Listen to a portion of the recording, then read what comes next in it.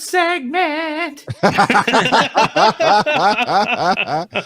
Yeah, Joe, you can take the segment even though you are the button master. That's true. I can. All right. How do I manage my expectations for movies/TV shows? And I think this is one that you had put in as a recommendation, Charles. Okay. All right. Talking about getting your hopes up, or you think it's going to be one thing, it's something else. So that's the kind of idea of what did I go watch with my wife and I went to see something recently. I honestly can't remember what it was, but we thought it was going to be horrible, like just horrible. And it actually, I think it was part of the Screen Unseen. And when it came out, like, all right. Oh, it was Old Lady Butt or whatever that movie's called. Old Lady Butt. That's quite the So, movie title. It's like a Sundance type festival film where the mean girl from Parks and Rec, I think her character name is Aubrey. Okay, Aubrey Plaza. Aubrey. Yeah. Aubrey. Okay, so the actress's name's Aubrey. Yeah. Yes. All right. She's in this, but it's a coming of age story. You know, it's somewhere, I don't remember the area, but somewhere up in New England area, because there's a lot of islands and little boats and whatnot. And it's about this 18-year-old, and she's about to go off to college, and her family grows cranberries on this cranberry farm, and her and her friends got this island, and they drink mushroom tea. And Aubrey Plaza shows up as this future flashback, like it's the mushrooms and you're having a trip. And so that's the line is, oh, she's looking at herself. She calls it my old lady butt, but she didn't call it butt. But it's like, and it's kind of this funny little thing. My old and butt. then it's just this interest. The expectations on the previews were like, that is not something we want to go see. It just, nothing about it intrigued us at all. So zero expectations when it came on. Like, all right, we've always agreed if we just don't care, any one of us gets bored, we'll leave. I actually ended up enjoying the movie because of that. You know why? Because Aubrey Plaza is awesome. She is. And it's, look, I'm not going to spoil it. There's two things that happen in the movie that my wife was laughing at. And I'm like, why? Why do I need to? I'll tell you after the show. But she is awesome. So I had kind of looked forward to it for her. She's not in it as much as you would hope because she is the drug flash forward, whatever. Random kid, you got it. My old butt, but not butt. That's right. It. So, when I have zero expectations, either bad, I think it's bad teacher, same thing. My wife and I were out and about before times when you just went to a movie in general in the afternoons, and we had zero expectations, but it's the only thing that was halfway decent. Ended up enjoying it. Going into, say, the Flash Paradox and expecting an amazing movie because it's a decent Flash, a great story, and an amazing Batman. Yeah, my expectations are crashed. So my favorite experience with going into a movie completely cold is my in-laws told me to go see Red, and I hadn't seen any trailers or anything. All I was told was that it had great action. That's all I was told. I love that experience for you. That I'm jealous. That's awesome. And so my wife and I, we were at college, and they had a theater that would get the movies about a month late or so, and they had $2 matinees. So we went to the $2 matinee of Red, and we go in, and I don't know if you remember how it starts, but it starts with him calling the Social Security number and like just going about his daily business. And I was like, what? Did we go to the wrong movie? So all I knew was that it was supposed to be action packed, and Red is such a fantastic movie. And because I went in with zero expectations, I think it made it just that much better of an experience. And so Jebediah went to his first movie in the movie theater this past weekend and saw The Wild Robot. And I'm so happy that was good.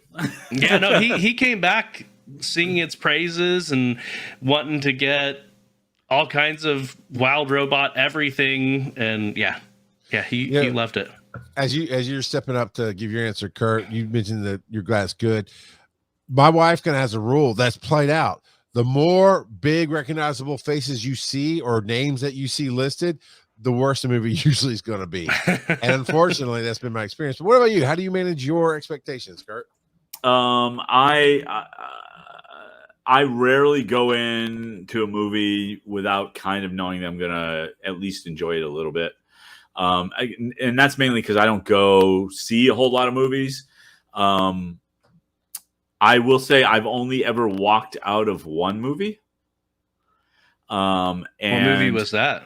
So if you remember back in the early 2000s, there were a whole series of Fast and movies Furious. like Not Another Teen Movie. Oh And yeah. Okay. I know what you said you thought you did last summer or whatever. Scary movie and all that. Scary movie, like all those like parodies Those- of the genre movies, right? Yeah. Well, because I'm a big fan of the genre, I went and saw Epic Movie. Oh, that was so I don't bad. I think I It ever saw was that one. It Oh, sounds like I terrible. didn't miss anything. No, you didn't. It was like, and I am It's all the in. worst parts of all the other movies. I'm all in for stupid fun, like Sure, yeah. look, Dumb and Dumber. Hot Rod. right?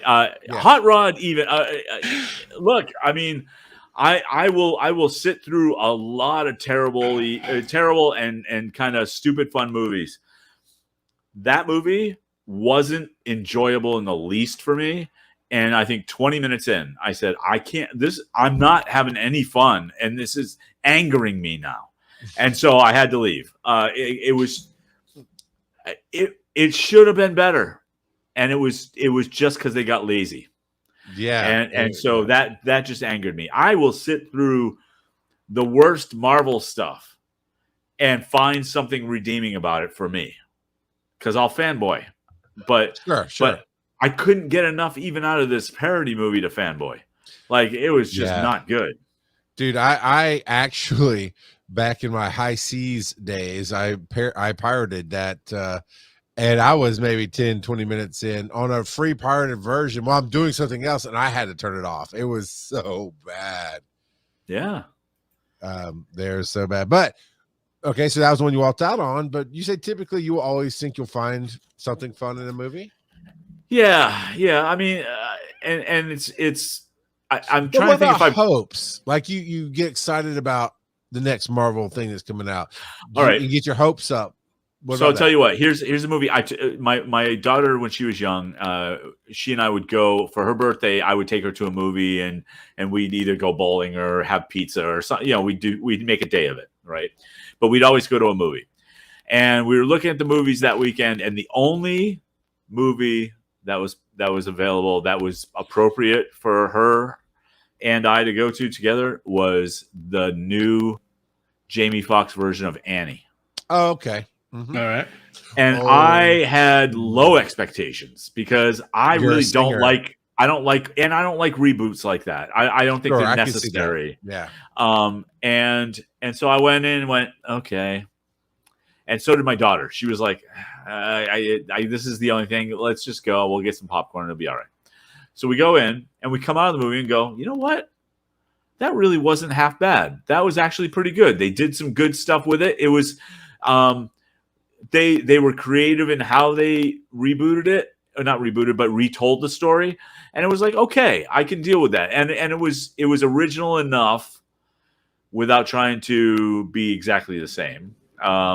And we were talking about originality versus individuality. I think that comes full circle on that. It was good enough where I went, okay, I had low expectations. It exceeded those expectations. It was a decent movie. Good. I'm satisfied. But I rarely have that experience. I never go into a movie blind anymore. Yeah. I at least know something. And it's because I don't care about spoilers.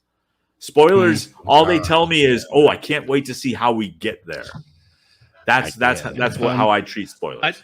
I will occasionally watch a first trailer, but I try to avoid any subsequent trailers. Understood. I truly love the screen unseen because there's no real way to figure out what's going on. Now, we can usually get down to a range of movies we think it might be, but you really don't know. And there has been once or twice that from both my wife and I separately that the trailer came out, or the not a trailer, but the screen came out like, oh, I know what this is. And she's like, I've never heard of it. Like, okay, we're gonna watch it. Space. I think it's what it's called. The one with The Final Frontier. Yeah. I'd seen the trailer, she hadn't. And then there was a World War II one with it doesn't matter, but it's about a guy who saved a lot of Jewish kids out of Poland as is being invaded. I had no idea that was coming Schindler's out. List? No. Yeah, you talked about that one on Nerding Out months and months ago, but yeah. Anthony Hopkins played the character. But I hadn't seen anything about it. She had, so she got excited. So I just love that. Okay, well, Kelsey says tickets are too expensive to not. I believe now I have the membership, so I'm not entirely sure, but I believe for AMC the Screen Unseen movie is $5. Now it is not for your kids, and there's probably gonna be plenty of stuff that you and Joe would not like on it at all. So I'm not recommending it as everybody should do it, but I think for a cost, because they're trying to get people to come back to the theaters is what they're trying to do. I think it's $5 flat per ticket across the board, like across the US. It's like a loot box, but it's a theater experience.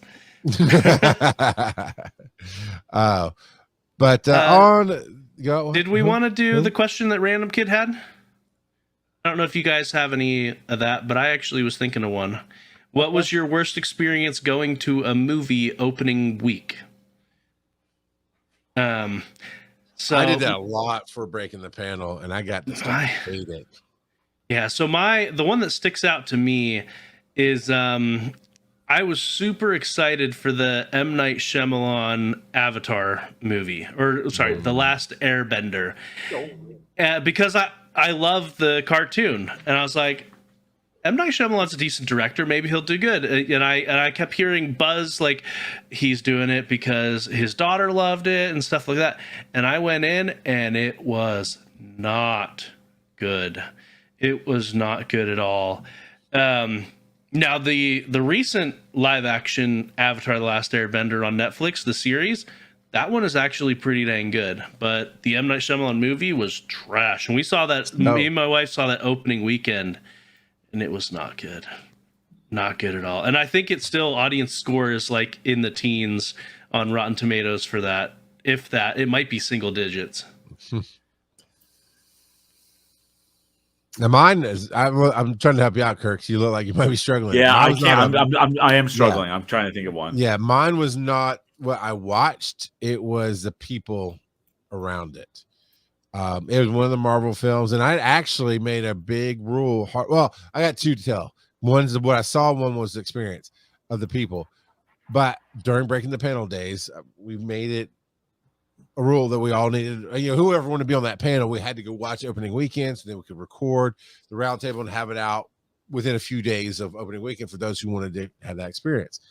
And it was, I honestly don't remember which one of the Marvel films it was, but I made sure to only go on Mondays. Like that was the last day I could go before we recorded, but I wasn't going to go Friday, Saturday, or Sunday. And it was not the Marvel film that you would do this at, but it was that stereotypical bad experience of people yelling at the screen, saying things, talking, just being rowdy. It wasn't so, because if it gets bad enough, I'll go get security or whatever if I can find an adult, because I get it. The theater is a teenage job, but a teenager's not going to evict somebody yelling at the screen. So that was I hated being there because of the people. The one I actually just didn't like the experience was it was one of the newest Star Wars films, so it wasn't the last one. It's the casino one, I think. So the second one with Rey. I just wasn't feeling the Rian Johnson one.